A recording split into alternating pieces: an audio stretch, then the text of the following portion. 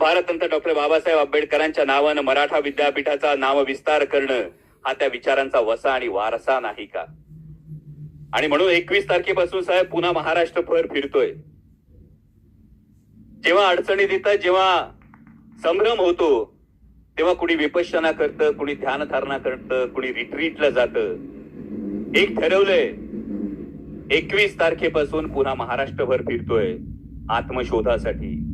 ज्या वाटेनं या विचारांची पताका घेऊन चाललोय, तो महाराष्ट्र धर्म महाराष्ट्रात प्रत्येकाच्या मनात हा किती जागा आहे, तो कसा जागा करायचा हे बघण्यासाठी फिरतोय. संपूर्णपणे अराजकीय गोष्ट मी राजकीय व्यासपीठावरून बोलतोय.